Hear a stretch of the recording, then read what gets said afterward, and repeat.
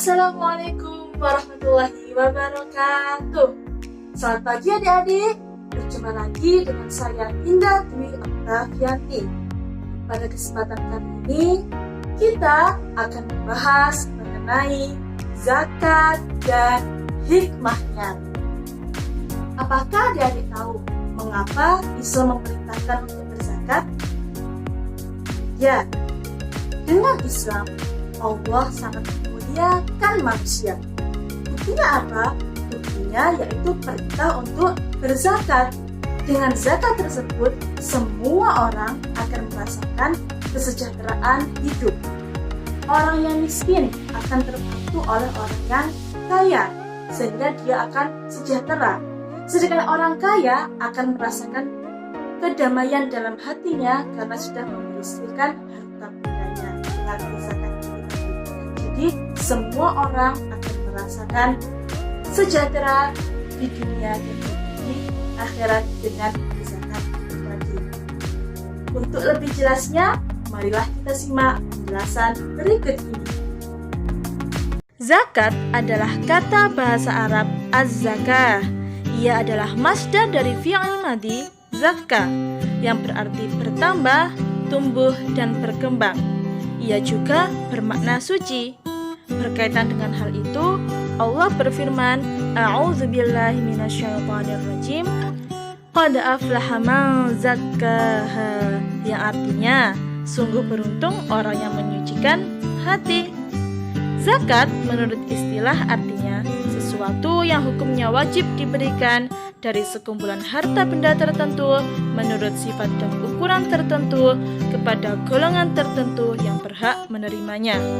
Jadi, pada dasarnya zakat ini adalah mengeluarkan harta benda yang kita miliki untuk diberikan kepada orang-orang yang berhak menerimanya. Namun, bukan berarti kita mengeluarkan harta benda tersebut itu berkurang, namun sejatinya adalah bertambah. Karena ketika kita berniaga dengan Allah, tidak akan pernah ada ruginya. Asal kata zakat sendiri adalah bertambah. Jadi kita harus yakin bahwa dengan zakat kita tadi bukan berarti harta kita berkurang, malah bertambah insya Allah. Namun harus digarisbawahi, harus dilaksanakan dengan hati yang ikhlas, tidak mengharapkan sesuatu apapun, ridho karena Allah. Sinonim dari zakat ini juga ada namanya sedekah. Banyak dalam ayat Al-Quran yang menjelaskan mengenai sedekah, yang intinya juga sama. Selanjutnya kita akan membahas mengenai macam-macam zakat. Zakat dibagi menjadi dua. Yang pertama zakat fitrah dan yang kedua zakat mal. Apa perbedaannya? Zakat fitrah merupakan zakat yang dikeluarkan untuk menyucikan jiwa. Dan apa yang dikeluarkan berupa makanan pokok. Kalau zakat mal untuk menyucikan harta dan yang dikeluarkan sesuai dengan jenis harta. Kemudian sudah ya, tadi ada zakat fitrah dan zakat mal. Yang kita bahas pertama yaitu zakat fitrah. Terdapat syarat-syarat wajib zakat fitrah. Yang pertama, Islam. Yang kedua, lahir sebelum terbenam matahari pada hari penghabisan bulan Ramadan. Yang ketiga, memiliki kelebihan harta dan keperluan makanan untuk dirinya sendiri dan untuk yang wajib dinafkahinya, baik manusia ataupun binatang, pada malam hari raya dan siang harinya. Jika sudah terpenuhi syarat-syarat ini, maka orang tersebut wajib mengeluarkan zakat fitrah. Selanjutnya, waktu membayar zakat fitrah. Yang pertama, waktu yang diperbolehkan, yaitu awal Ramadan sampai habis bulan Ramadan. Yang kedua, waktu wajib, yaitu mulai terbenam matahari penghabisan Ramadan. Yang ketiga, waktu sunnah, yaitu yang lebih baik, yaitu dibayar sesudah sholat subuh sebelum pergi sholat hari raya. Yang keempat, waktu makruh, yaitu membayar fitrah sesudah hari raya, tetapi sebelum terbenam matahari pada hari raya. Yang kelima, waktu haram, yaitu apabila sengaja dibayar sesudah terbenam matahari pada hari raya. Padahal ketentuannya kan zakat fitrah itu di bulan Ramadan gitu. Jadi kita tinggal memilih, kita mau milih yang wajib, apa yang sunnah, apa yang makruh, apa yang haram. Tapi lebih baik milih sunnahnya. Kemudian, hukum membayar zakat fitrah adalah wajib bagi setiap muslim yang telah memenuhi syarat wajib tadi dan memiliki sisa bahan makanan sebanyak 1 sa' sekitar 2,5 kg untuk dirinya dan keluarganya selama sehari semalam ketika hari raya. Nah, itu tadi penjelasan mengenai zakat fitrah. Kemudian kita beranjak mengenai zakat mal. Syarat-syarat harta yang wajib dikeluarkan zakatnya adalah: yang pertama, harta tersebut harus didapat dengan cara yang baik dan halal. Yang kedua, harta tersebut berkembang dan berpotensi untuk dikembangkan, misal melalui kegiatan usaha, perdagangan, dan lain-lain. Yang ketiga, milik penuh. Harta tersebut di bawah kontrol kekuasaan pemiliknya dan tidak tersangkut dengan hak orang lain. Yang keempat, mencapai nisab, artinya mencapai jumlah minimal yang menyebabkan harta terkena kewajiban zakat tadi. Misal, nisab zakat emas itu 93,6 gram dan seterusnya. Yang kelima, sudah mencapai 1 tahun kepemilikan. Dan yang keenam, sudah terpenuhi kebutuhan pokok. Yang dikeluarkan zakatnya adalah kelebihannya. Jadi zakat mal ini kelebihan dari harta yang kita punya apabila sudah mencapai nisabnya. Nisab itu batas, setelah ini akan dijelaskan, dan mencapai 1 tahun penuh kepemilikannya. Ya, ini harta benda yang wajib dizakati. Yang pertama, emas dan perak. Ketika sudah mencapai nisab itu dalam 1 tahun, maka zakat yang dikeluarkan sebanyak 2,5%-nya, seperti di tabel berikut ini. Kemudian yang kedua, pertanian. Itu ada tabel mengenai nisab. Nisab itu batasan ya. Kemudian yang ketiga, binatang ternak atau zakat an'am. Bisa kita lihat dalam tabel tersebut.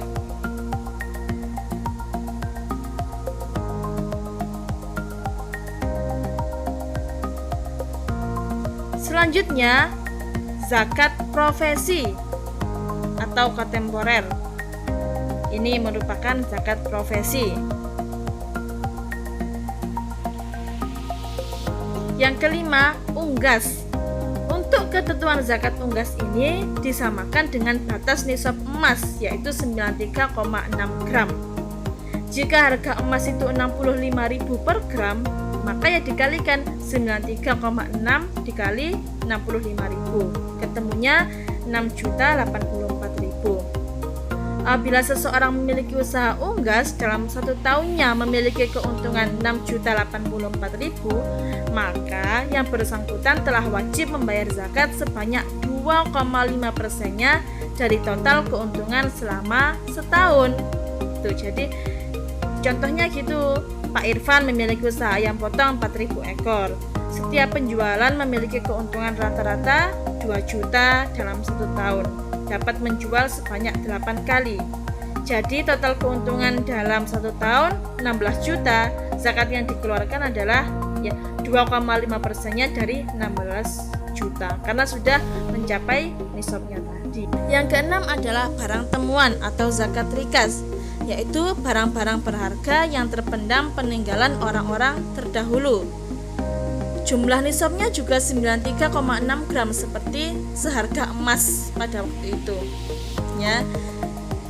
Dan dizakati 20% dari nilai emas tersebut. Gitu. Jadi 20% zakatnya ya. Selanjutnya kita akan membahas mengenai golongan yang berhak menerima zakat.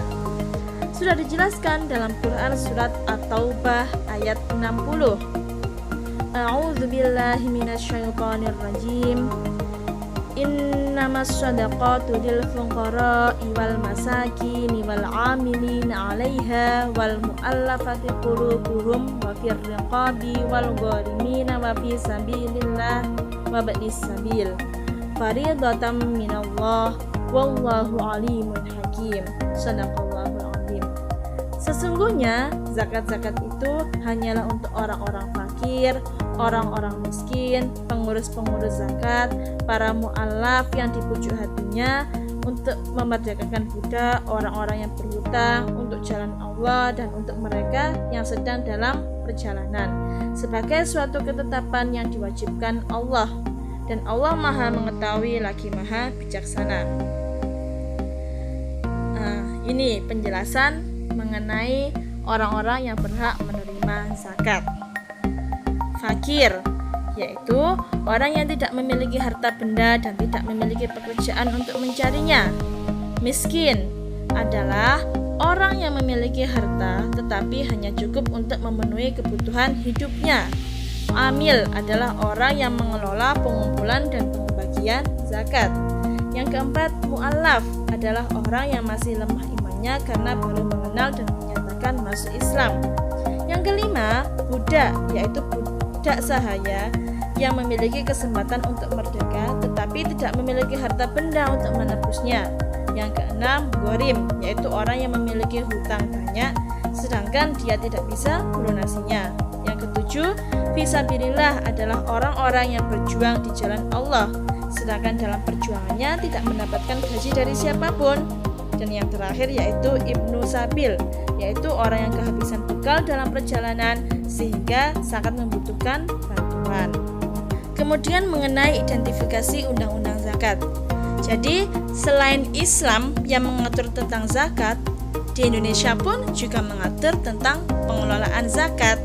Nah, ini terdapat pada Undang-Undang Republik Indonesia Nomor 23 Tahun 2011 tentang pengelolaan zakat, yang itu merupakan pengganti dari Undang-Undang Nomor 38 Tahun 1999. Ini merupakan ketentuan dari pasal 1 bab 1. Banyak yang lainnya. Dan yang terakhir ini adalah poin terpentingnya, yaitu hikmah disyariatkannya zakat. Jadi apa hikmah di balik pensyariatan zakat itu tadi? Yaitu yang pertama, membersihkan jiwa seorang mukmin dari bahaya yang ditimbulkan dosa dan kesalahan-kesalahan serta dampak buruk di dalam hati. Yang kedua, meringankan beban orang muslim yang kekurangan harta benda.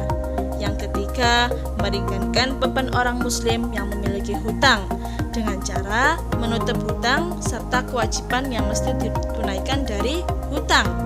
Yang keempat, menghimpun hati yang tercerai-berai di atas keimanan Islam.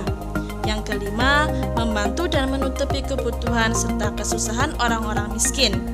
Yang keenam, membersihkan harta dan mengembangkan serta menjaga dan melindunginya dari berbagai musibah dengan berkah ketaatan kepada Allah Subhanahu wa Ta'ala. Dan yang ketujuh, menegakkan kemaslahatan umum menjadi tiang tegaknya kebahagiaan dan kehidupan masyarakat. Itulah beberapa hikmah disyariatkannya zakat. Sebenarnya masih banyak hikmahnya dari adanya syariat untuk melakukan zakat. Itu tadi penjelasan mengenai zakat dan hikmahnya. Semoga adik-adik paham ya. Untuk selanjutnya, tugas kita adalah mengamalkan apa yang telah kita pelajari tadi, yaitu tentang zakat. Karena ilmu tanpa amal itu sia-sia. Jadi kita harus belajar mengamalkan zakat tadi. Sekian dari saya, kurang lebihnya mohon maaf. Wassalamualaikum warahmatullahi wabarakatuh. See you next video. Bye bye.